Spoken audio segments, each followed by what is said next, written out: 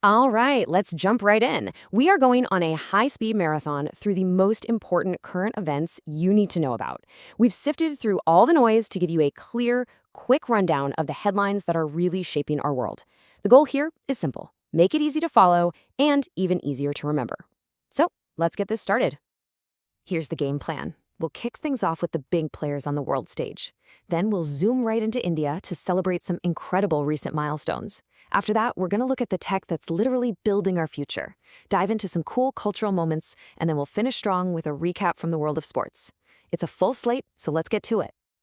First up, we're diving into global politics. It's all about the new faces taking charge in key countries around the world and the major meetings where the big decisions are being made. You know, the ones that will affect all of us down the line.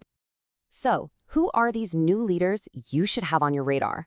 Let's take a quick look at some of the really significant leadership changes that have been making headlines lately.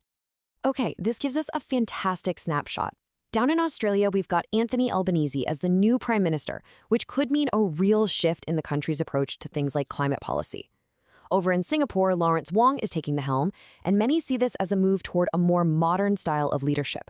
Then in Germany, Friedrich Merz is the new chancellor, likely bringing a more conservative view on economics. And this is huge. Sudan has appointed Camille Idris as its first prime minister since 2023. That is an absolutely crucial step for stability in that region. These are all names you're going to be hearing a lot more.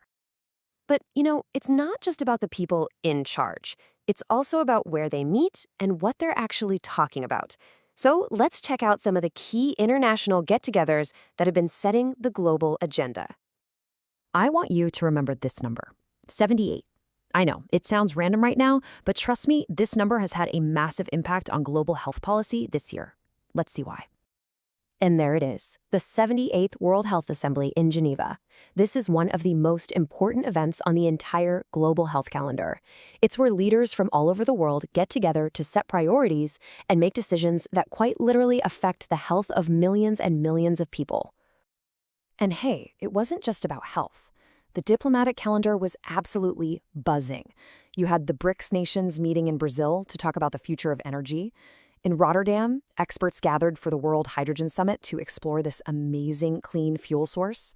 And out in Hawaii, the Quad countries held a major security exercise.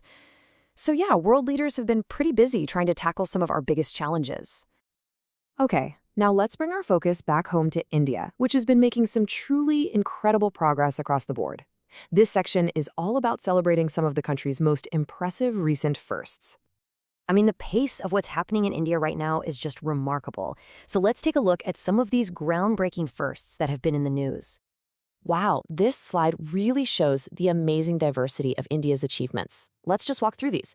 First off, in a huge boost for defense, Uttar Pradesh became the very first state to allow fighter jets to land on an expressway at night. In the courts, B.R. Gavai has made history as the first Buddhist Chief Justice, a really important step for diversity. Then you have these incredible personal feats like Geeta Samota becoming the first CSF officer to summit Mount Everest. And in a massive educational milestone, Mizoram is now a fully literate state. These are all things to be incredibly proud of. And the innovation just keeps on coming. In a move that's going to make travel so much easier and more secure for millions, India has rolled out new chip-based e-passports. This is a giant leap forward in modernizing the country's travel infrastructure.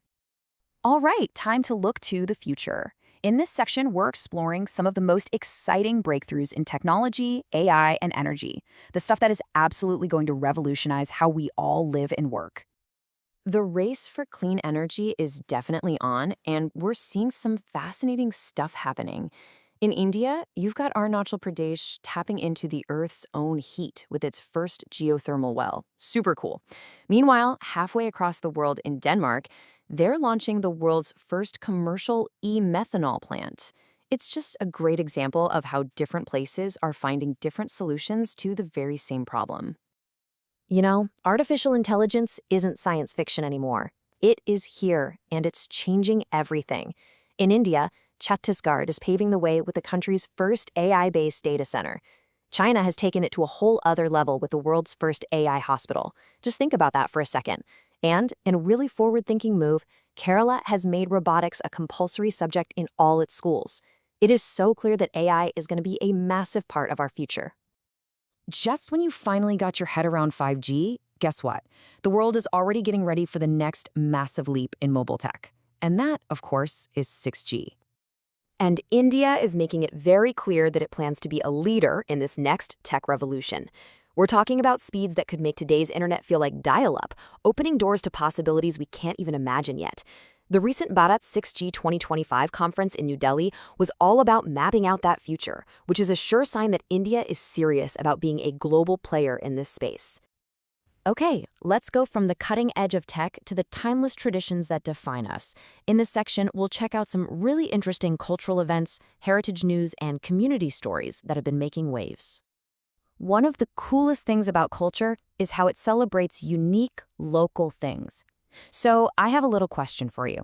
Can you guess which very special product from Rajasthan just got a major national honor? Yes, it's the sangria bean. If you've ever had Rajasthani food, you know how delicious this is. Well, it's now officially been awarded a geographical indication, or GI tag. And that is a really big deal. It's kind of like a patent for a regional food. It protects its authenticity and gives a huge boost to the local farmers and the region's cultural identity. And that's not all that was going on. The massive Pushkar Kumbh Mela was held in Uttarakhand for the first time in 12 years. The celebrated author Bandaru Dattatreya released his new book, Janta Ki Kahani, Meri Atmakaha. And the ancient Piparwa relics, which are so important to Buddhist history, have been back in the spotlight. And now for our final section. Let's do a quick, energetic roundup of some of the most exciting wins and headlines from the world of sports. It has been a fantastic time for sports fans, for sure. In tennis, the incredible Coco Gauff took home the French Open title. In football, India's U19 team won the SAF championship. What a victory. The beautiful shores of Diu hosted the awesome Khelo India Beach Games. And in cricket, what a tribute. The Wankhede Stadium inaugurated the new Rohit Sharma stand. Just some great moments all around. So, there you have it. A whirlwind tour of politics, innovation, culture, and sports.